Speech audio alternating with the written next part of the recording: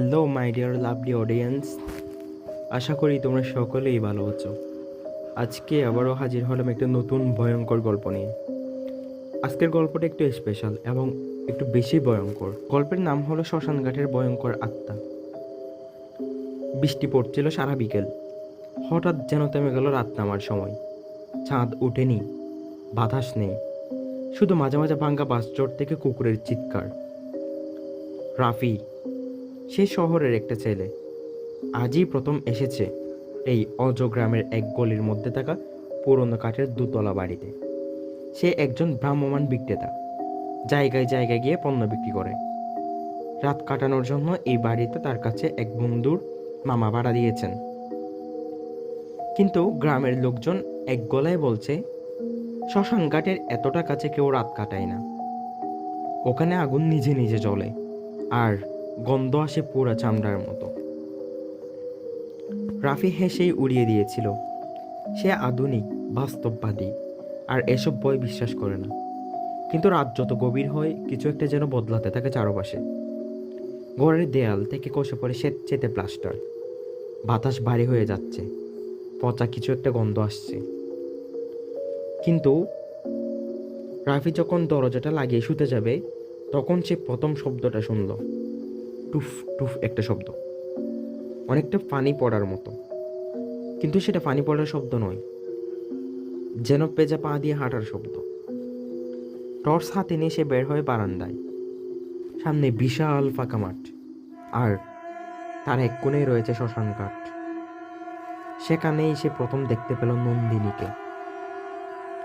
লাল শাড়ি, পিঠের এক পাশ ফোড়া, মুখে হাত বের হয়ে আছে, চুল ভেজা আর হাতে কিছু একটা ঝুলছে। কাছে এলেই দেখা গেল সেটা একটা শিশুর পুতুলের অর্ধেক মুখহীন অংশ। রাফি চিৎকার করে ছুটে করে ফেরে, দরজা আটকে ফেলে। কিন্তু আয়নার দিকে তাকাতেই সে দেখে সে একা নয়। আয়নায় তার পেছনে দাঁড়িয়ে আছে নন্দিনী। মুখটা রক্তমাখা, চোখে শূন্যতা, গলায় দাগ। সে বলল, আমার শরীর ফেরত দে। গ্রামের ইতিহাস বলছে নন্দিনী কোনো সাধারণ মেয়ে ছিল না। সে তন্ত্রবিদ্যার সাধিকা ছিল, যে মৃতদেহে প্রবেশ করে পুরুষদের কামনাকে ব্যবহার করত আত্মা শোষণের জন্য। এক রাতে তাকে হাতে নাতে ধরছিল গ্রামের মোড়ালরা। কিন্তু শাস্তি ছিল ভয়াবহ। তাকে বেঁধে ফেলে আগুনে পোড়ানো হয় জীবন্ত। আর সেই রাত থেকে শ্মশান ঘাটে এক নতুন আত্মা জন্ম নেয়। নন্দিনী মৃত হলেও তার বুক, রাগ আর ক্ষুধা থেকেই যায়। পুরুষের শরীরের প্রতি তার আলাদা আকর্ষণ, কিন্তু শুধু শারীরিক নয়, বরং আত্মার স্তরেও ভয়ঙ্কর। রাফির শরীর যেন ধীরে ধীরে কার কবজায় চলে যেতে থাকে। সে রাতে সে দেখে তার ঘরের মেঝেতে একের পর এক আঙ্গুলের ছাপ আসছে, যেন কেউ কষে কষে একটা প্রতীক আঁকছে। সে প্রতীক তন্ত্রবিদ্যার, যেখানে আত্মা আর দেহের বন্ধন কেটে ফেলা হয়। রাফি আয়নার সামনে দাঁড়ালে নন্দিনী বলে উঠে, তুই চলে যেতে চাস, কিন্তু আমি তোকে চাই। তোর রক্ত, তোর ভয়, তোর আত্মা। তুই একবার আমার হলে আর কেউ তোকে ছুতে পারবে না। সে ধীরে ধীরে বদলে যায়। রাত নামলে সে ঘুমায় না, গন্ধ পায় পোড়া মাংসের। নিজের শরীর আঁচড়ায়, আয়নায় নিজেকে চেনে না। একটাতে সে নিজেই শ্মশান ঘাটে আগুন জ্বলে ওঠে, এবং মাঝে মাঝে রাফি নিজেই শ্মশান ঘাটে আগুন জ্বালে। আর গ্রামের একটা বাচ্চা ছেলেকে সে চুরি করে নিয়ে যায়। সকালে ছেলেটার পোড়া দেহ পাওয়া যায়, চোখ উবড়ে নেওয়া হয়েছে, শরীরের অর্ধেক নেই। গ্রাম জুড়েই তখন আতঙ্ক সৃষ্টি হয়, কিন্তু কেউ কিছু করতে পারে না। একদিন এক পুরনো সাধু এসে রাফিকে দেখে বলে, তোর শরীর তো শরীর নয়, এখন সেটা একটা আত্মার আশ্রয়। তুই মরবি না, তুই ফসবি।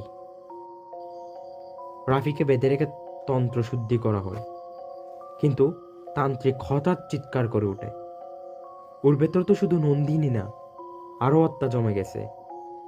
ও শ্মশান ঘাটের অভিশপ্ত দ্বার। সেই রাতে বাড়িতে আগুন লেগে যায়। রাফির শরীর আর খুঁজে পাওয়া যায় না। আজও কেউ যদি শ্মশান ঘাটের পাশে দাঁড়ায়, একটা পিসপিসে কণ্ঠে শুনে, তুইও একা, আমিও এখনো পড়ছি। একটু বসবি পাশে?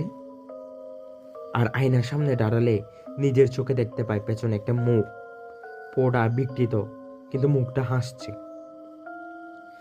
এখানেই শেষ নয়, কারণ নন্দিনী কখনোই শান্ত হয় না। তার খিদে বাড়তেই থাকে। তোর ভয়টাই তার শক্তি। আর একদিন আয়নায় তাকালে তুই হয়তো নিজেই বলবি, তুই কে? আমি তো ছিলাম রাফি।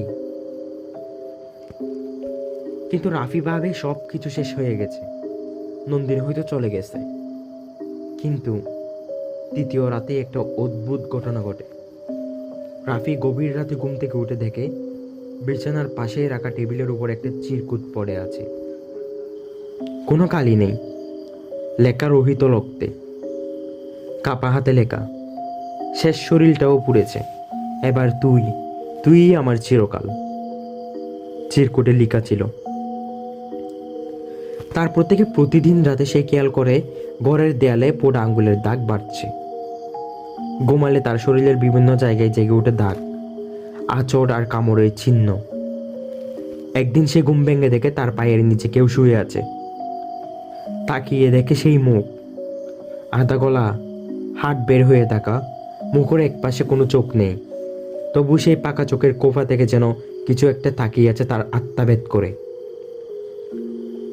তুই আমাকে অস্বীকার করলি, এখন আমি তোর ভিতরেই থাকবো। যখনই তুই আয়নায় দেখবি নিজেকে, আমার একটা অংশ দেখবি, আর একদিন পুরোটাই আমি হব। ছায়াটা বলে উঠল। রাফি দৌড়ে পালিয়ে যেতে চায়, কিন্তু বাইরে একটাও মানুষ নেই। গোল হয়ে বসে থাকা 7 থেকে 8টি পোড়া লাশ, যাদের চোখ নেই কিন্তু তারা তাকিয়ে আছে। তারা হঠাৎ একসাথে বলে ওঠে, তুইও আমাদের মতো ফুটবি, কিন্তু মরবি না, শুধু বেঁচে থাকবি, প্রতিদিন একটু একটু করে পচবি। শেষ দৃশ্যে রাফি নিজেকে আয়নায় দেখে। তার এক চোখ এখন সাদা, পচা, তার ঠোঁট একটা বিকৃত হাসি। সে নিজেই বলে ওঠে, আমি রাফি না, আমি এখন নন্দিনী। যদি তোর ঘরের আয়নায় মাঝরাতে কেউ হাসে আর তুই তোকে চিনতে না পারিস, তাহলে বুঝে নিস নন্দিনী শুধু রাফিতেই থেমে থাকেনি। তোর পালা এবার।